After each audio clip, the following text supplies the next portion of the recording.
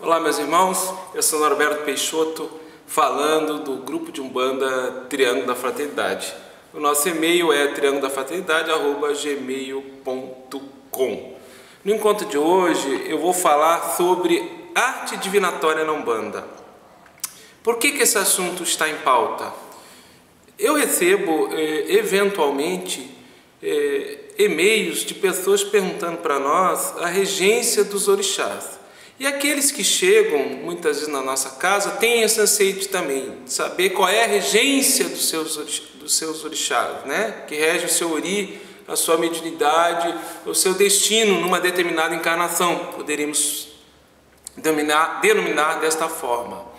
Ocorre que por vezes este irmão ele é orientado em relação à regência dos orixás, e ele vai confrontar essa informação, digamos assim, na casa que ele está frequentando, o seu dirigente, o seu sacerdote, através da entidade chefe da casa orienta ou em relação à regência dos orixás, ou através do jogo de búzios, que é a adaptação da arte divinatória de Fá no Brasil, no sistema Keto Nagô, que se joga com 16 búzios, e ali o sacerdote faz as interpretações, se abertos ou fechados, relacionados com signários de Fá, com signos de Fá, que são os Udus, e a partir daí com cada orixá que rege cada Udu, ou que falam através da caída dos búzios. Irmãos nossos, esses que muitas vezes orientados na sua casa de origem, ao que estão vinculados, procuram em outras casas confirmar aquela orientação, e acabam numa segunda ou terceira casa saindo orientações divergentes, ou seja, não fecham a regência dos orixás, não diferentes. Eu colocaria para nós refletirmos por que essas pessoas fazem isso, vão procurar em outras casas e não têm confiança nas casas a que estão vinculadas. Começa por aí uma quebra de decoro no nosso modo de ver. Se você não confia no seu sacerdote, no seu dirigente, vá conversar com ele. Peça desligamento da casa, se for um pouco, reflita um tempo mais se realmente aquela agremiação atende às suas necessidades. Agora a gente ficar checando, querendo confirmar a informação do guia-chefe ou do sacerdote por e-mail, em fóruns de discussão na internet, ou hoje nós temos as salas virtuais de conversação. Eu acredito que isso seja lamentável, porque as pessoas acabam caindo num processo até às vezes de fascinação ou de obsessão. Vá conversar com o seu dirigente, com o seu sacerdote, esclareça as dúvidas com ele. Não atende aquela agremiação, os seus anseios, você tem liberdade, meu irmão, para procurar uma outra casa, pedir um tempo para refletir, mas não faça as coisas assim, escondidas, camuflada, digamos assim, que acaba como se diz assim no jargão popular, né? A caça à cabeça. Quantos casas tem por aí que estão querendo médiuns ou trabalhadores para suas casas, e acaba você muitas vezes pagando uma iniciação, pagando uma firmeza de cabeça. E será que é o caminho? Reflitamos a respeito disso. Mas, voltando à questão da arte divinatória na Umbanda. O que é a arte divinatória? Nós temos um sistema de signos de Fá, onde ali Orumilá, que é o orixá da fala, que vem em nome de Lutumari, que é o Deus único, e Exu, que é o Senhor dos caminhos, que movimenta esta fala, essa comunicação, e traz, né, para o olhador, aquele que está ali interpretando a queda dos búzios, estas informações. Este é um processo de arte divinatória muito sério, baseado no código de ética de Fá, nas leis de Fá, que se você for se informar, lê-las, você vai ver que tem um forte sistema moral e de ética, e que exige um preparo ao longo do tempo do olhador, daquele sacerdote que vai interpretar essa arte divinatória.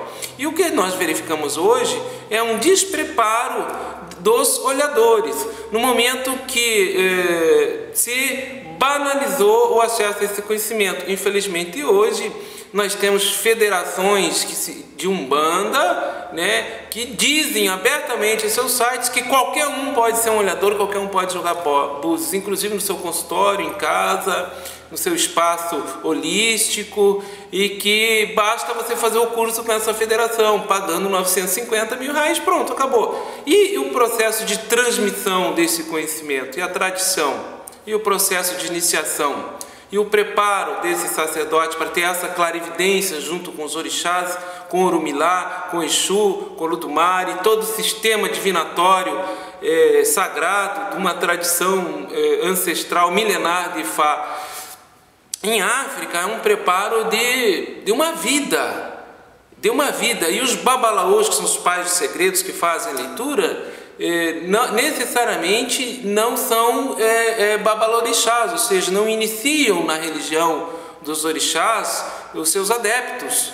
Eles são especialistas naquela leitura. No Brasil houve essa adaptação dentro de um sistema de absorção desses conhecimentos de Ifá que vieram para o Brasil, e hoje em Nigéria eles estão reduzidos pela intolerância religiosa, principalmente muçulmanos e católicos, e a gente nota que esse conhecimento vai ficar vivo no Brasil e reinterpretado muitas vezes dentro do processo dinâmico da Umbanda.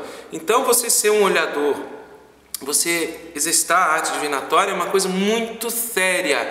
No contexto da Umbanda, que nós praticamos e aprendemos dentro da raiz de Zélio Fernandinho de Moraes, e inicialmente não se tinha a arte divinatória ao jogo de búzios. Ao longo dos tempos foram sendo introduzidos em muitas casas, mas nós devemos caracterizar a diferença de Umbanda para outros ritos que utilizam o jogo de búzios. Por exemplo, na Umbanda o aconselhamento se dá através das entidades espirituais manifestadas em seus médiuns durante as engiras públicas. O processo de aconselhamento através do jogo de búzios pode se dar par e passo com os aconselhamentos das entidades espirituais, mas que não descaracteriza o que é a Umbanda. A Umbanda é a manifestação do espírito para a caridade.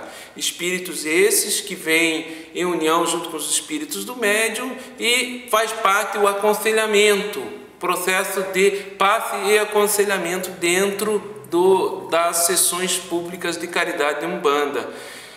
Outros cultos, todo o aconselhamento se dá tão somente só pelo jogo de búzios. No contexto da nossa mediunidade, nós recebemos os búzios de Roger Feraldi, que por mais de 40 anos militou na Umbanda popular, jogava búzios e, por último, se inseriu na Umbanda esotérica.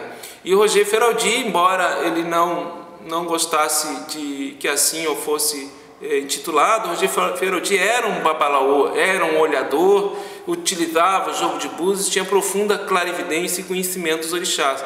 Nós recebemos de Roger Feraldi os búzios dentro de uma linha de transmissão desse saber, dentro de uma linha de transmissão de mão de Ifá que Roger Feraldi tinha.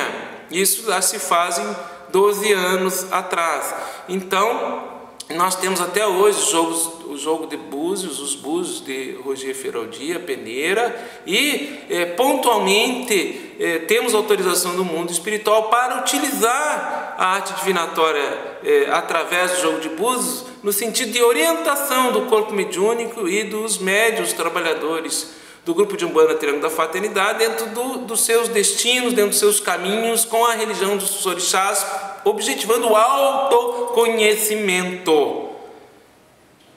Eu sou Norberto Peixoto, espero ter esclarecido um pouco esse assunto dos búzios, e fica uma mensagem final. Meu irmão, não se preocupe tanto qual é o orixá que rege o seu uri, não se preocupe tanto qual é o caboclo, qual é o preto velho que vai incorporar.